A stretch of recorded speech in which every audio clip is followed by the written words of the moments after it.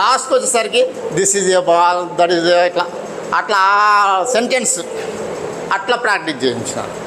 అంతవరకు చేసాను సార్. అట్లా క్లాస్ వాళ్ళకి ఇంగ్లీష్ నాగారం వచ్చినాక ఇంతకుముందేమో మల్టీ క్లాస్ ఉండేది. ఫస్ట్ క్లాసులో తీసుకోవడానికి నాకు అంత ఎక్కువ నేర్పడానికి టైం ఉండకపోయేది. ఆ పెద్ద పిల్లల్నే తీసుకోవడానికి ఉండేది.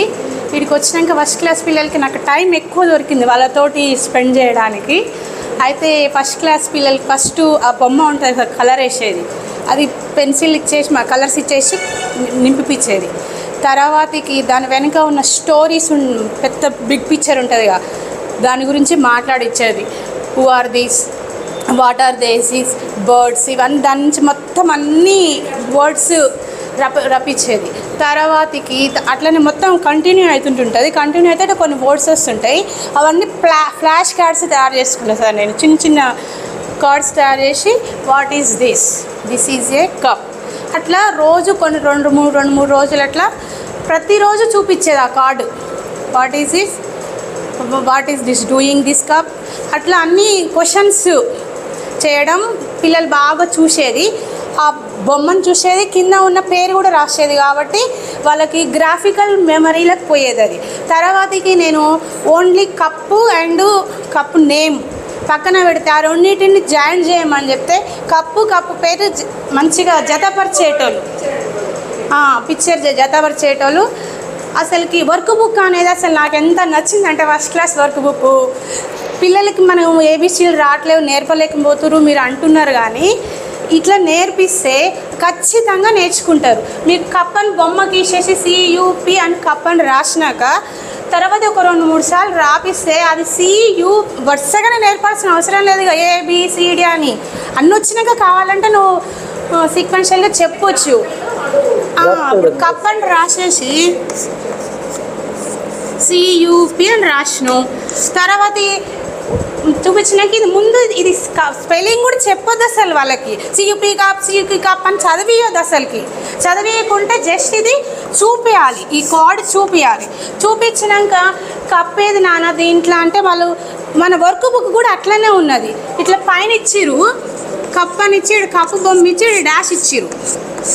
ఈ పైన చూసి ఇక్కడ రాయాలి, వాడు ఐడెంటిఫై చేయాలి దీంట్లో కప్పేడు ఉంది. వీటిలో మనం చదువుకున్నాం కదా నాన్న, అన్ని బొమ్మలు ఇస్తారు, 4-5 బొమ్మలు ఇస్తారు, అవి చూసి ఇది రాస్తారు. ఫస్ట్ ఆ గ్రాఫికల్ రీడింగ్ అనేది వాళ్ళకు వస్తే ఆటోమేటిక్గా వస్తుంది. తర్వాతకి మనము కప్ సి, ఇది సి అంటారు, ఇది యూ అంటారు, ఇది పి అంటారు అని చెప్పినాం అనుకో, ఆటోమేటిక్గా వాళ్ళకి వెళ్ళిపోతుంది. ఖచ్చితంగా రాసేట ఫస్ట్ క్లాస్లో అభియాన్ ఒక అబ్బాయి ముందు మనం రోజు చెప్తున్నాం కదా మేడం, యాక్టివిటీ స్కూటర్ అనే స్పెల్లింగు ఎంత మంచి రాసిండో మేడం. నేను నెమలికల్లో ఉన్నప్పుడు ఒక అబ్బాయి రాసిండు, వెహికల్స్ బొమ్మలన్నీ ఇట్లనే ఫ్లాష్ కార్డ్స్ తీసుకొని ప్రతిరోజు చూపించేదాన్ని. తర్వాతకి వర్క్ బుక్లో ఇదేంటిది నాన్న అంటే స్కూటర్ అంటే స్కూటర్ నేమ్ వాడు రాసడం నేను అనుకోలే అసలుకి. అసలు నేను ఏం చెప్పలేదు, స్కూటర్ అని పేరు రాసేసిండు బొమ్మ. నాకే ఒక్కొక్క స్కూటర్ అని పేరు అటు ఇటు అవుతుంటుంటే వీడు భలే రాసిండు అనుకున్నా. అట్లా ఫ్లాష్ కార్డ్స్ యూజ్ చేసి మనం కనుక చెప్తే పిల్లలకి చాలా చక్కగా వస్తుంది. ఈ నాగారం స్కూల్లో 4 మెంబర్స్ ఉన్నారు. తర్వాత ఇంకోటి ఒక అబ్బాయి రాలేదు, వెనుకబడి ఉన్నాడు. ఇంకోటి ఏంటంటే రైమ్స్. ఫస్ట్ క్లాస్ బుక్లో ప్రతి లెసన్కి రైమ్స్ ఉన్నాయి. ఆ రైమ్స్ నేర్పండి వాళ్ళకి, అసలు ఎంత మంచిగా నేర్చుకుంటారు. అసలుకి ప్రతిరోజు యాక్షన్ తోటి రైమ్ నేర్పించిన మళ్ళీ మాకు ప్రేయర్ టైంలో రైమ్స్ ఏదైనా ఒకటి చెప్పిస్తారు ప్రతి క్లాస్ పిల్లలతోటి. ఫస్ట్ క్లాస్ పిల్లలు కూడా వచ్చి చెప్పేటోళ్ళు. అట్లా వాళ్ళకి స్టేజ్ ఫియర్ కూడా పోయేటోది. మంచిగా యాక్టివిటీ వేసడం మంచి నాకైతే మంచిగా అనిపించింది. వర్క్ బుక్ కూడా ఒకసారి మీరు కూడా ట్రై చేయండి అట్లా. Okay sir, thank you madam. Anyone else? Just we need best practices. We will give chance whoever wants to share your thoughts or your experience. In any class I used the face sheets. Right. Without interact with face sheet I didn't move the transaction or TLP. Through this face sheet he knows very vocabulary, most vocabulary, vast vocabulary. That's why I always use the face sheet in all classes. So on the base of this face sheet we interact with the children in their daily routine also. For example first class my family తీసుకుంటే అందులో మనం ఏం చేయాలంటే we should illicit is your father, what is the name of your father. అక్కడ మనం father, ఈయన father అంటాం, నువ్వేమంటావు అంటే డాడీ అంటాడు. Always he said I can say daddy, but there is another name that is father. ఆ father చెప్పిన తర్వాత we should sync with is father name or father name.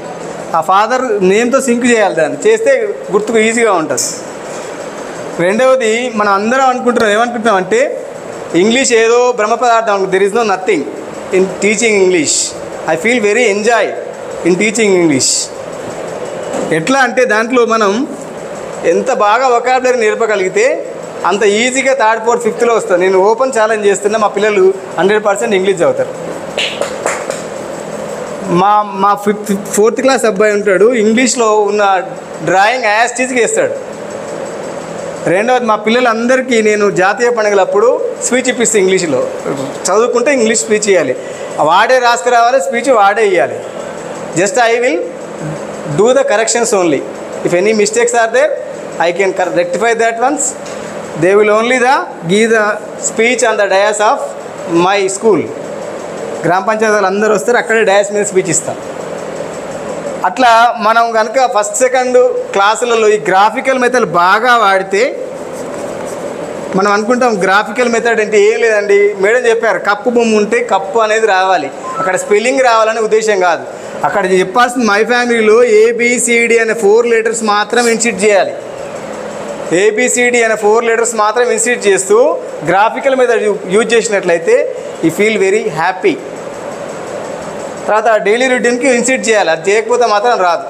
ఖచ్చితంగా వాళ్ళ ఇంట్లో first of all we know who are there in this family, in their family, who are the members of their family, what are the relations between them. అది insist చేస్తే ఈ family lesson ఈజీగా అయిపోతుంది.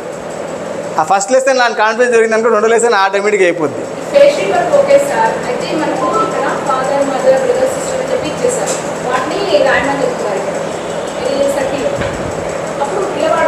అందుకే madam చెప్పారు, ఇప్పుడు మనకు work బుక్లో ఏముందంటే అలైన్మెంట్ అని చేస్తాం కదా, అక్కడ బాగుంది. Alignment is very good practice. కాకపోతే there is no time to alignment.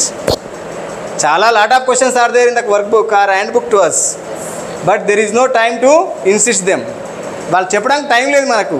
Just నాకు లాస్ట్ ఇయర్ మొత్తం 4 క్లాసులు ఉండేది. 4 క్లాసులు నేనే ఓవర్లాగా కనుక నాకు ఫస్ట్ క్లాస్ మీద నా ఫోకస్ ఎట్లాగా తగ్గిపోతుంది. ఈ గ్రాఫికల్ మెథడ్ ఎంత ఎక్కువగా వాడితే ఈ సబ్జెక్ట్ అంత అవుతుంది. ఫస్ట్ ఆఫ్ ఆల్ సబ్జెక్ట్ మనం ఈజీ అనుకుంటే వానికి ఈజీ అవుతుంది, మనం ఈజీ అనుకోకుంటే వానికి ఈజీ కాదు. Next third, fourth, second class నుంచి నేను ఇంకో ప్రయోగం చేస్తాను. రీడింగ్ మీద ఎక్కువ ప్రాక్టీస్ చేస్తాను. అప్పుడు నేను పిల్లవాళ్ళకి పెద్దగా ఈ గ్రాఫికల్ మెథడ్ వాడను. రీడింగ్ మీద ఎక్కువ ప్రాక్టీస్ చేయిస్తా. బోర్డు మీద రాస్తా, వాడు చదవాలి, రాకుంటే నాకు చెప్పాలి. ఖచ్చితంగా ఫస్ట్ లెసన్ కనీసం 45 రోజులు చెప్తాను నేను. 30 days కూడా చెప్తా, ఒకసారి 30-40 days కూడా చెప్తా. ఇలా కొన్ని పదాలు ఒక 20 కొత్త వొకాబులరీ నేర్చుకున్న 2వ లెసన్ గారికి అది it is so better to use him. తర్వాత ఇవంతా అయిపోతుంటే మనం ఒక చిన్న అభ్యాసాలు చేయించాలి. అభ్యాసాలు వదిలేస్తాం మనం. అభ్యాసాలు వదిలేస్తే మాత్రం చదువు రాదు. అది మాత్రం తెలుగు అయినా ఇంగ్లీష్ అయినా లాంగ్వేజ్ ఎక్కడున్నా లాంగ్వేజ్ అనేది లాంగ్వేజ్ లాగానే ఫీల్ కావాలి. అభ్యాసాలు బాగా చేయించాలి. ఎంత అభ్యాసాలు చేయిస్తే అంత బాగుంటుంది. తర్వాత ఇప్పుడు మీరు వెళ్ళి అడగండి మా పిల్లలకు WH వర్డ్స్ అంటే కూడా చెప్తారు. ఎందుకు WH వర్డ్స్ గురించి ఇన్సిట్ చేస్తా అంటే, నువ్వు ఏ ప్రశ్న అడిగినా నన్ను దీంతోనే రావాలరా, ఈ క్వశ్చన్ అడగడానికి ఇవే వాడతాయి. We have 7 WH words. కాకపోతే ఇప్పుడు అంత లైన్గా చెప్పలేకపోయినా ఒక 2 words అన్నా 3 words అన్నా వాడు చెప్పగలుగుతాడు. ఖచ్చితంగా నేను మాత్రం అదే ప్రాక్టీస్ చేస్తా. మా పిల్లలైతే they are god gifts to me. ఇప్పటికైతే బాగానే ఉంది. సార్ కూడా విజిట్ చేసారు, బాగానే ఉంది మా పిల్లలైతే. Thank you sir. Yes, madam, we have discussed like that. Just to create that English atmosphere without seeing the listening text. First, the teacher has to read and understand the story without seeing the book. Just give role plays. And which Abhi got up early in second class, one story is there. Just one is Abhi. You have to give role. Come on, Abhi, just one boy came and he sleep. Abhi, just could you listen? Just listen. Abhi got up early. Who got up early? The questions are very, very important. Okay, boy to Abhi under. Abhi got up early. Let Raj. Abhi got up early. Yes, Abhi. Who got up early? Abhi. Start to write on the blackboard. Then he is getting ready for a picnic to the zoo. After wake up, what do you do? Sir, I brush. He's brushing. What is he doing? He's brushing. Yes, brush his teeth. Then he, what does he do? What do you do? What would we do? ఏం చేస్తాం మనం అని అడుగుతాం, పిల్లల్ని అడుగుతున్నారు. Brush చేసుకున్నాక ఆడు direct స్నానం చేస్తారంటావా బట్టలు వేసుకుంటారంటావా అని ఇష్టం. అది స్నానం చేస్తాను ఒకవేళ బట్టలు వేసుకుంటారంటూ before wearing shirts you should take bath. So Abhi took bath. So how do we take bath?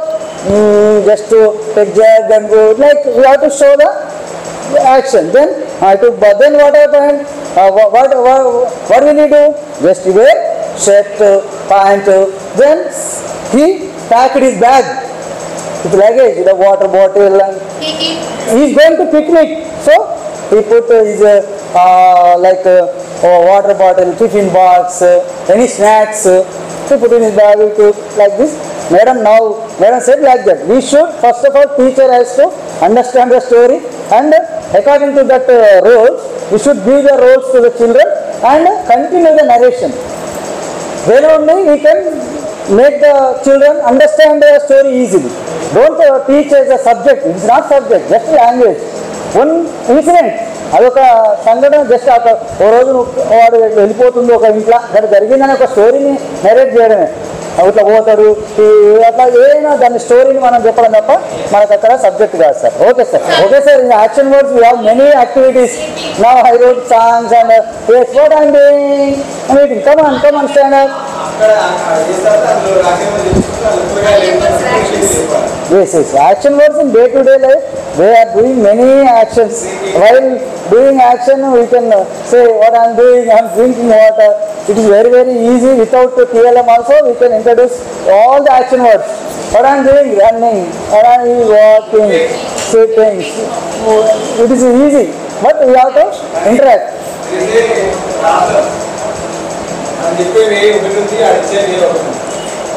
Sir book ఇంకా ఎవరైనా వాళ్ళు ఏ పద్ధతి పాటించినా క్లియరెన్స్ అది వస్తుంది ఫైనల్ గా. మన మెథడ్ ఇవి, మన అవకాశాన్ని బట్టి చదివి రావడం వేరే, లాంగ్వేజ్ రావడం వేరా వస్తుంది. మనం చెప్పే విధానాలన్నీ కూడా వాళ్ళు ఇచ్చిన మాటలే కవర్ అవుతున్నాయని తెలియదు.